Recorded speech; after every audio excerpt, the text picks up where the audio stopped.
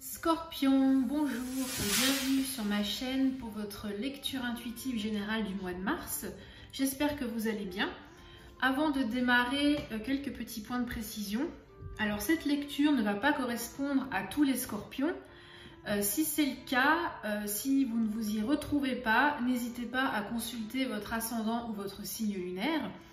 D'autre part, ici, il s'agit d'une lecture générale, c'est-à-dire qu'elle peut concerner tous les domaines, sentimental, professionnel, personnel. C'est à vous d'adapter par rapport à votre situation actuelle. Pour finir, si cette vidéo vous a plu, n'hésitez pas à vous abonner si ce n'est pas déjà fait, à laisser un commentaire, c'est toujours très agréable de pouvoir vous lire. Et aussi, n'hésitez pas à cliquer sur le petit pouce en l'air. C'est peu de choses à faire, mais ça aide beaucoup la chaîne à se développer. Voilà. Eh bien écoutez, je vous propose de démarrer votre lecture. Alors, l'énergie qui correspond à votre passé, c'est-à-dire de là d'où vous venez, donc on peut considérer à partir de fin février, donc début mars, on a le valet de denier. Alors ici, le valet de denier, ça exprime que vous avez peut-être commencé quelque chose, la création d'un projet, et vous en avez mesuré toute l'importance.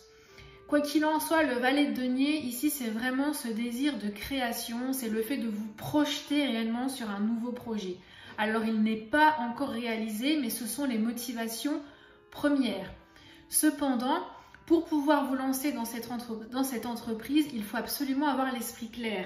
Et peut-être que c'est ce qu'il vous a manqué, parce qu'ici, avec la 9 d'épée, on voit quand même un souci d'angoisse, un passage un peu difficile où il faut mûrir une situation. On voit vraiment, oui, une forme d'anxiété, d'angoisse. Mais cette carte, elle montre vraiment qu'il s'agit d'angoisse intérieure. Et elles ne sont pas forcément réelles, mais elles viennent mettre un filtre sur la réalité. Alors que le valet, justement, vous demande de rester réaliste et de rester pragmatique. Et surtout pas, justement, de venir filtrer la réalité avec vos propres anxiétés.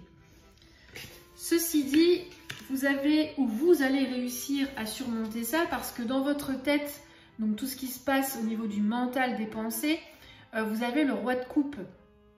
Et le roi de coupe, ça montre quand même que vous reprenez le contrôle et vous arrivez à dépasser cette 9 d'épée.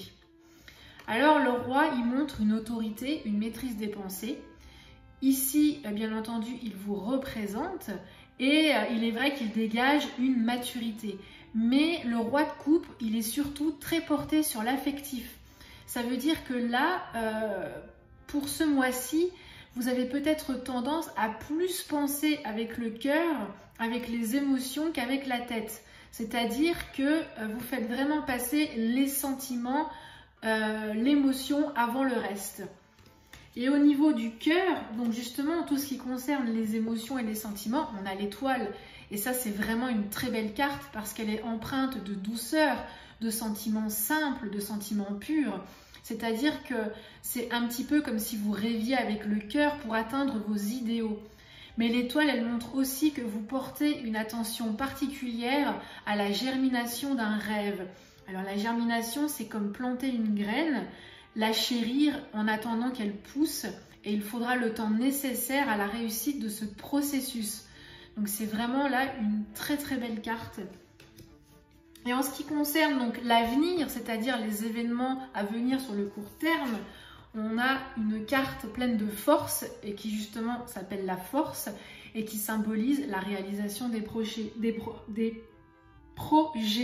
Excusez-moi.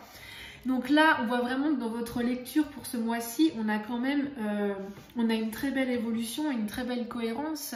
Hein, on part d'un désir, d'un commencement, d'une création et on arrive ici à un aboutissement, à une réalisation. Et ça montre aussi que vous allez réussir à apprivoiser les circonstances qui vous entourent pour les rendre utiles à votre cause, c'est-à-dire façonner votre vie à votre manière et selon vos aspirations. Et vous avez l'énergie physique et mentale pour y parvenir. La force, c'est vraiment votre impulsion. Et la 4 de bâton qui l'accompagne, Alors c'est vraiment très positif et c'est très bien parce que le 4, c'est l'aboutissement d'un travail. C'est un travail qui va s'enraciner. Le 4, c'est la stabilité, c'est la solidité. C'est-à-dire que le 4 va rendre solide ce qui n'est pas encore consistant. Et bien sûr, comme vous voyez sur la carte, la 4 de bâton, c'est la récolte. On voit ici les vignes fertiles, les personnages voilà, qui cueillent les vignes pour les mettre dans les paniers. Donc on est vraiment dans une idée de choses fertiles, d'une récolte qui a été riche. Et bien sûr, c'est une carte qui célèbre la joie et la célébration. Donc c'est vraiment c'est un très très bel aboutissement.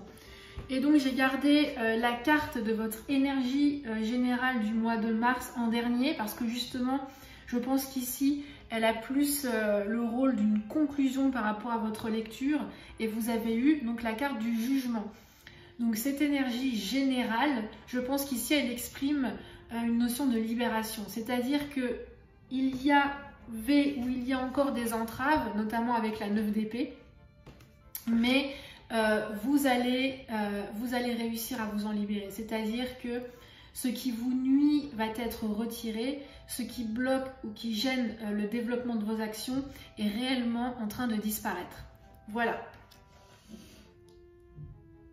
Donc j'espère que cette lecture aura éclairé un petit peu votre situation actuelle. Pour ma part, je vous retrouve début mars pour les lectures intuitives sentimentales. En attendant, je vous souhaite réellement le meilleur. Je vous remercie beaucoup donc, pour votre intérêt et je vous dis à très bientôt. Voilà, ciao ciao!